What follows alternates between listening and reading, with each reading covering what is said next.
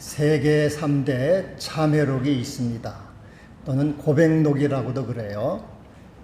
고대 로마의 어거스틴의 참회록이 있고요. 프랑스 교육학자 루소의 참회록, 또 고백록이 있습니다. 그리고 러시아 작가 톨스토이의 참회록, 세 가지가 있습니다. 톨스토이의 참회록에 나오는 우화입니다. 어떤 남자가 산길을 가다가 사자를 만났습니다. 너무나 다급해서 도망가다가 마침 앞에 큰 우물이 있어서 우물로 뛰어들어갔습니다. 근데 우물 안에는 또 독사들이 여러 마리가 입을 벌리고 남자를 기다리고 있습니다. 올라갈 수도 없고 내려갈 수도 없는 진퇴양난의 위기에 빠졌습니다. 그런데 그 우물 안에 나뭇가지가 하나 있어서 그 나뭇가지에 매달려 있었습니다. 근데 그 나뭇가지를 그만 쥐들, 흰쥐와 검은쥐가 나와서 계속 쏠았습니다. 쓸었어요. 이렇게 자꾸 쓸었어요.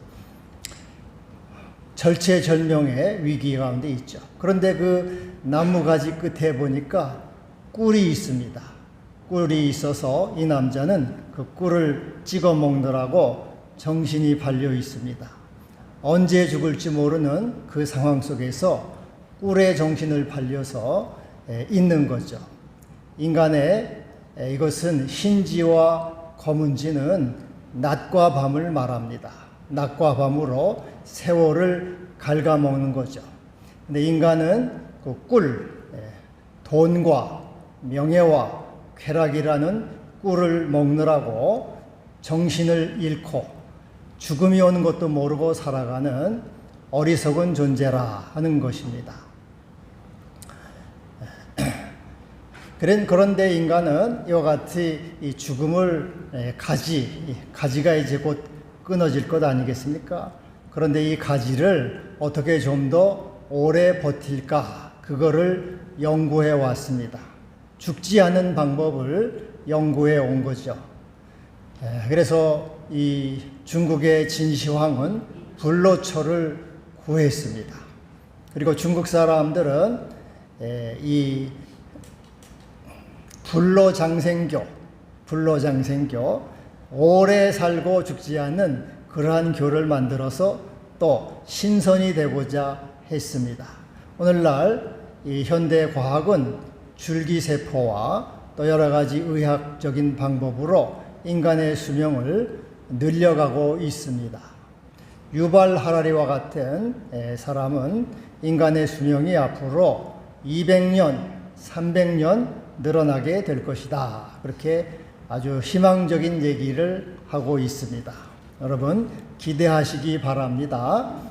200년, 300년 살 수도 있다는 거예요.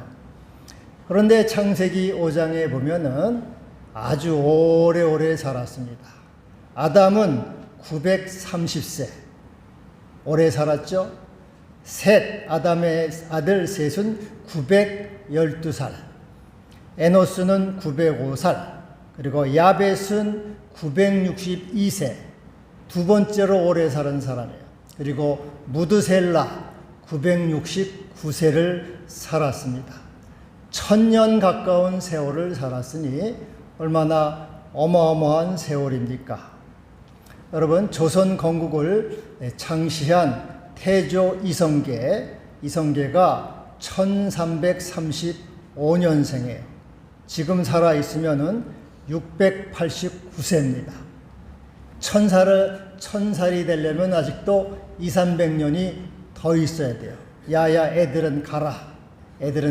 그 1000년 노아 홍수 때 비하면은 아직도 청년이요 애들입니다. 그러니까 이제 이 조선시대 왕들도 다 살아있다는 거예요. 세종대왕, 세조, 연산군, 그 당시 사람들도 다 살아있다는 것. 얼마나 어마어마하면서 끔찍한 일입니까? 여러분 좋습니까? 한 1000년 산다면 어떻겠습니까? 구약시대 때 1000년을 살았어요. 하여튼 이 과학의 발전으로 200년, 300년을 산다고 해도 1000년에 비하면은 짧죠?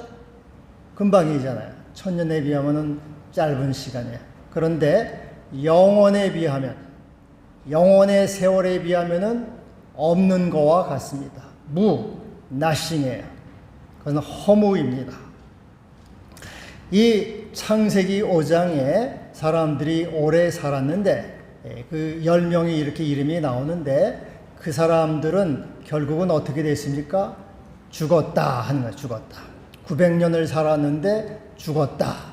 910살을 살았는데 죽었다. 960세를 살았는데 죽었다.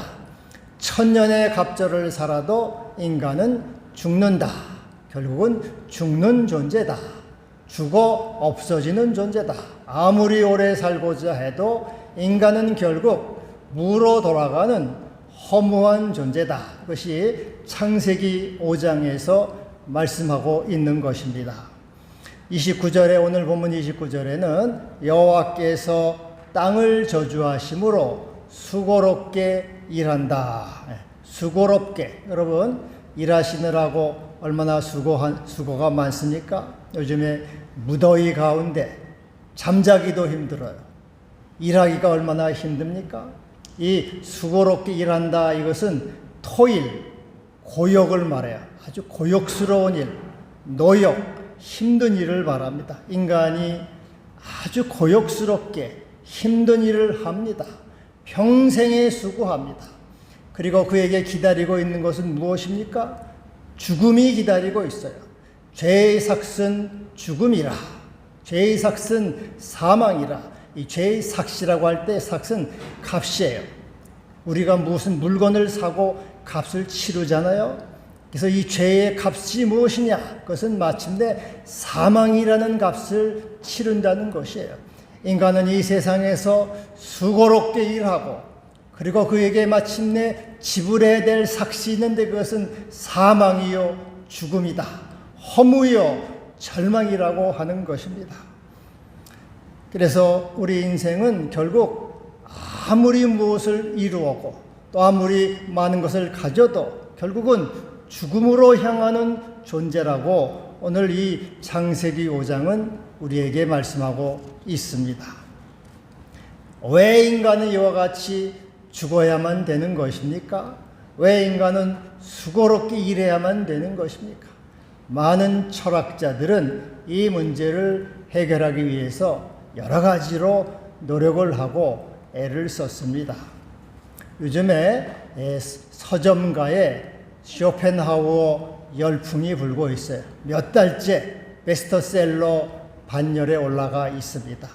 마흔에 읽는 쇼펜하우어 인생 철학, 쇼펜하우어 인생 수업, 쇼펜하우어 인생 편의점, 쇼펜하우어 인생 농과 행복론, 이외에도 많은 책이 있어요. 쇼펜하우어가 우리 현대인들을 지금 한국의 현대인들을 강타하고 있습니다. 다 쇼펜하우어에 지금 빠져 있어요. 쇼펜하우어는 17, 18세기 독일의 염세주의 철학자라고 말합니다. 염세주의라는 것은 이 세상은 선하고 이 세상은 아름답다 그렇게 보는 것이 아니고 이 세상은 고통이 가득하고 이 세상은 악이 지배한다. 이게 부정적으로 슬프게 본다. 그래서 염세주의라 그렇게 말합니다. 그는 현대인들, 우리 인간은 고통스러운 존재라고 말했어요. 인간은 고통스럽다. 여러분은 지금 고통스럽게 살아가고 있습니다. 여러분의 인생은 이 고역이요 힘이 듭니다. 현대인들은 내가 지금 참 힘이 들지, 내가 고통스럽지, 그 쇼펜하우어의 한마디에 위로를 받고 심취하는 것이죠. 왜 인간이 고통스러운가? 왜 인간이 이와 같이 힘이 들고 고생스러운가? 그는 이 욕망 때문에 그렇다. 인간은 욕망을 갖고 있는데 욕망을 채울 수가 없어서 무엇인가를 갖고자 하고 무엇인가를 얻고자 하는데 그것을 채울 수가 없기 때문에 인간은 고통스럽다. 그래서 그는 인생은 마치 시계추와 같이 욕망과 권태 사이를 다니는 존재다. 인간은 욕망하죠. 어린아이가 장난감을 갖고자 욕망합니다. 이 욕망을 한 다음에 장난감을 얻어요. 그리고는 곧 실증을 느낍니다. 권태스러운 거죠. 20평 아파트를 욕망해요. 그것을 얻습니다. 그리고 20평 아파트를 얻은 다음에는 또 실증을 느껴요. 30평이 있어야지 권태를 느끼는 거죠. 그래서 그는 말합니다. 가난한 자는 욕망 때문에 고통스럽고 많이 가진 자는 권태 때문에 욕망스럽다. 욕망과 권태 사이로 인간은 고통스러운 존재다. 이렇게 말하고 있습니다. 하여튼 이래저래 인간은 고통스러운 존재라는 것이에요. 그러면 어떻게 하면은 이 고통에서 벗어날 수가 있을까? 어떻게 고통에서 벗어나서 행복한 생활을 할 수가 있을까? 그는 건강하라. 이렇게 참 의외죠. 보통 철학자들은 이성을 강조하는데 이 쇼펜하우는 네 몸이 먼저 건강해야 돼. 그래서 이 현실적이고 몸의 철학자야. 몸이 먼저 건강해야지 행복하지. 건강한 거지가 병든 왕보다 행복한 거야. 건강하기만 하면 이 세상은 훨씬 더 살기가 쉽고 편안해. 건강을 챙겨. 그렇게 말하고 있어요. 그 다음에는 욕망에 대해서는 욕망을 절제하라. 욕망을 관조하라. 이렇게 관조라고 하는 것은 위에서 내려다보는 거죠. 위에서 여러분 산에 올라가서 산 꼭대기에 올라가서 세상을 보면 어때요? 성냥갑 같잖아요. 내가 저기에 맨날 욕심을 내고 저것 때문에 울고 불고 했구나. 참 별거 없는데 하고 이렇게 세상을 관조하라는 거예요. 관조하라. 그리고 또 욕망 자체도 잊어버려라. 열반에 들어라. 이는 불교 신자예요. 불교 신자.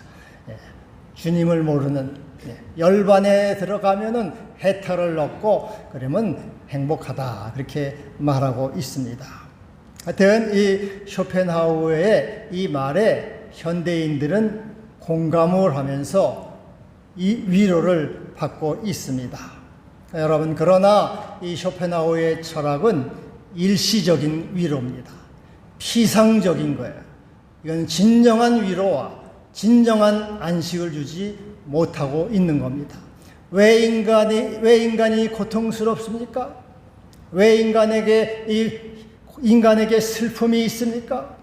인간이 왜 저주 가운데 있습니까? 이것은 욕망 때문에 그런 것이 아니에요. 또 아무리 몸이 건강해도 그 몸의 건강은 언제까지나 건강하지는 못합니다. 왜 인간이 고통스럽습니까? 그것은 죄 때문에 그렇습니다. 죄로 인해서 인간이 고통스럽고 죄로 인해서 인간이 이 슬픔을 당하고 저주 가운데 있고 인간이 죽을 수밖에 없는 존재예요. 인간은 죄에 매여서 죄의 종로로 타는 이 참 불행하고 구슬픈 이런 고통스러운 존재라고 하는 것입니다. 창세기 3장 17절에서 19절에 이렇게 말씀하고 있죠. 아담에게 이르시되 내가 내 아내의 말을 듣고 내가 너에게 먹지 말라 한 나무의 과실을 먹었은즉 땅은 너로 말미암아 저주를 받고 내 평생에 수고하여야 그 소산을 먹으리라. 너는 흙이니 흙으로 돌아갈 것이니라. 하나님 앞에 불순종해요. 하나님 말씀을 따르지 않습니다. 자기의 정욕을 따라 살아가요. 자기의 정욕을 사랑해요. 인간은 오늘도 자기 자신, 자기 정욕, 자기 만족을 위해서 살아가고자 해요. 하나님 말씀은 귀에 듣지를 않습니다. 하나님 말씀을 따라 살고자 하지 않아요. 그 하나님 앞에 불순종하고 하나님 말씀을 거역하는 그 죄로 말미암아 인간에게 저주가 왔고 사망이 왔고 놓여가는 그 고욕을 하는 그러한 인생의 괴로움이 온 것입니다. 여러분, 그래서 인간은 단지 욕망을 내려놓고 또 몸이 건강해서 내가 행복하리라, 그것은 일시적인 것이죠.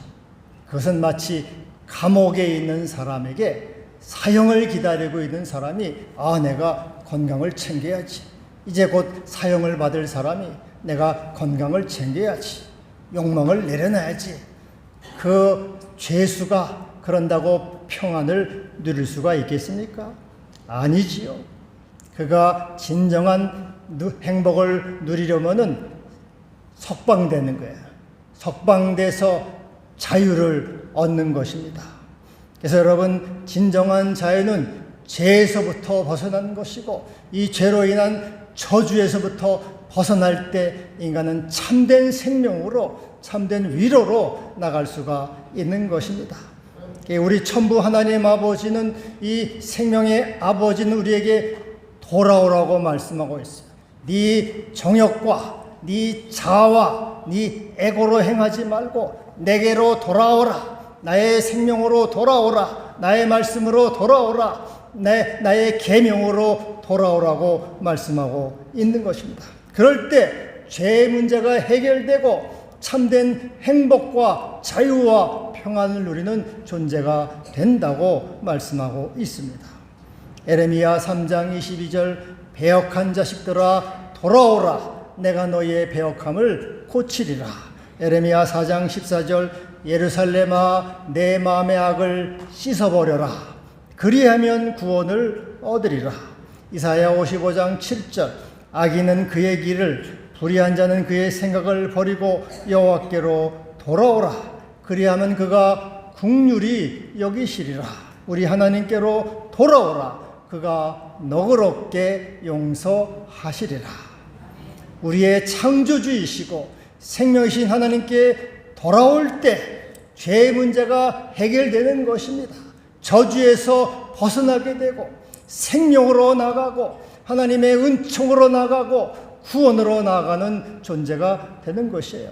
우리가 일시적으로 욕심을 내려놓고 그것은 우리에게 결코 생명을 줄 수 없어요. 오직 우리의 생명이신 아버지께 나갈 때, 주님께 나갈 때 거기에만 우리가 구원을 얻는 존재가 되는 것입니다. 할렐루야. 그래서 라멕은 노아를 낳고 이렇게 말합니다. 29절에 여호와께서 땅을 저주하심으로 수고로 일하는 우리를 이 아들이 아니하리라. 노아를 낳고 이 아들이 우리를 아니하리라. 너무 인생이 고통스러워요. 일이 너무 힘들어요. 옛날에는 얼마나 더 힘들었습니까? 다 육체 노동이니까 옛날엔 더 힘들잖아요. 900년, 1000년을 사는데 얼마나 인생이 힘들어요. 70년, 80년도 힘든데 900년, 1000년을 사니까 얼마나 인생이 힘들고 고통스럽습니다. 맨날 또 일하러 나가고 또 땅 파러 나가야 되고 또 벌레들과 싸워야 되고 또 짐승들과 싸워야 되고 이 하루도 편할 날이 없다고 말했죠. 수고로 일하는 우리를 이 아들, 이 노아가 우리를 위로하리라. 위로하는 컴포트, 편안하게 해주리라. 노아는 휴식이라 그런 뜻이에요. 이 아들로 인해서 안식을 얻는 거예요. 여러분, 노아가 뭘 만들었습니까? 방주를 만들었죠. 방주를 만들어서 방주 안으로 들어오는 사람들, 짐승들을 다 구원해 줬어요. 노아가 사람들에게 위로를 줬죠. 그러나 그 노아의 위로는 일시적이에요. 다시 사람은 또 짐승은 죽어야 되죠. 일시적으로 방주에 들어와서 구원은 받았지만 죽어야 되는 하나님의 저주로 죽어야만 되는 존재가 된 것입니다. 그런데 우리 노아의 계보에서 누가 오셨습니까? 우리 주님이 오셨어요. 하나님의 아들 예수께서 우리에게 오셨어요. 십자가를 지시고 우리의 죄짐을 지심으로 우리의 구주가 되신 것입니다. 그래서 이 아들, 하나님의 아들 예수께서 참으로 우리의 위로가 되리라. 우리의 위안이 되고 생명이 되고 안식이 되고 힘이 되리라. 그래서 우리 주님이 오셔서 우리에게 말씀하시고 초대하시죠. 수고하고 무거운 짐진 자들아 다 내게로 오라. 내가 너희를 쉬게 하리라. 내가 곧 생명의 떡이니라. 나는 하늘에서 내려온 살아있는 떡이니 사람이 이 떡을 먹으면 영생하리라. 내가 너에게 쉼을 주리라. 내가 너에게 생명을 주리라. 나는 이 아들, 하나님의 아들 너희를 위로하는 구주니라. 우리 주님이 말씀하고 있습니다. 여러분, 주님 안에 거하시고 주님을 따름으로 참된 위로와 구원에 이르는 은총이 있기를 바랍니다. 할렐루야. 어떤 조각가가 있어요. 아주 솜씨가 뛰어나게 좋은 사람입니다. 그래서 이 사람은 아주 사람의 감정, 그 섬세한 그런 그 이제 표정까지 다 그 조각을 하는 사람이에요. 그래서 유명한 조각가라서 부도 얻고 명성도 얻었습니다. 그런데 죽을 날이 가까워졌어요. 죽고 싶지는 않아요. 그래서 이 사람이 꾀를 냈습니다. 자기와 똑같은 조각을 100개를 만들었어요. 그 100개는 너무나 정교하고 정확하게 만들었기 때문에 실제 사람이 누군지 구분하지 못할 정도예요. 그런데 이제 이 죽음의 사자가 이 사람을 데리러 왔어요. 근데 이 사람이 그 자기가 만든 조각 사이에 숨어 있어요. 근데 이 죽음의 사자가 헷갈리는 거야. 어떤 놈이 진짠가? 아무리 봐도 다 똑같은데 아무나 데려갈 수는 없고, 이 죽음의 사자가 헷갈려가지고 못 찾아서 그냥 올라갔어요, 다시. 그랬더니 염라대왕한테 직사계 야단을 맞았어요. 이놈아, 그것도 못 데리고 오느냐? 직사계 야단을 먹고 다시 데려와! 하고 다시 내려갔어요. 그때 또 찾아오는데 도저히 찾을 길이 없어요. 너무나 똑같이 만들었기 때문에. 그래서 이 죽음의 사자가 한 가지 꾀를 냈습니다. 큰 소리로, 조각가야, 당신이 만든 작품들은 훌륭한데 여기 이거는 형편이 없네. 삼류 조각가만도 못해 하고 아주 혹평을 했어요. 그랬더니 이 조각가가 그 말을 듣고 핏대가 확 올랐어요. 기분이 나빠가지고 막 당장 뛰쳐나가가지고, 왜 내가 어디가 잘못됐는데 그따위 소리를 하느냐? 내가 최고의 조각가인데 하면서 그 죽음의 사자한테 따졌더니 이놈 찾았다 하고 얼른 데려가서 이제 데려갔다는 거예요. 이거는 하나의 우화입니다마는 사람은 아무리 애를 써도 죽음을 피할 수 없다는 거예요. 사망의 저주에서 벗어날 수 없다는 것입니다. 히브리 9장 27절, 한 번 죽는 것은 사람에게 정하신 것이요 그 후에는 심판이 있으리라. 죽어야 돼요, 여러분이나 저나. 이거는 변함없는 사실이고 진리입니다. 그러나 이 아들, 하나님의 아들 예수께서 우리를 안위하리라. 하나님의 아들 예수께서 우리를 구원하리라. 생명을 주리라.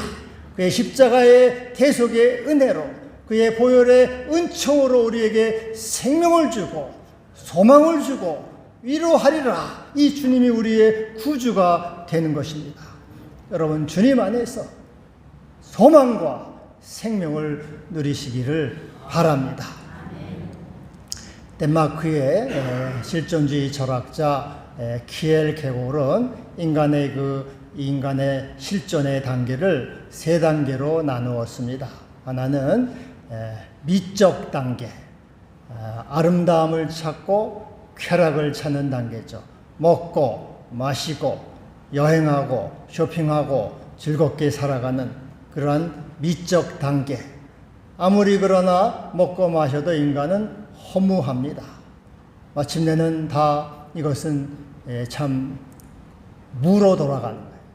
돈 버느라고 힘들고 쓰느라고 힘들고 몸만 골병이 드는 거예요. 권태와 허무에 빠집니다.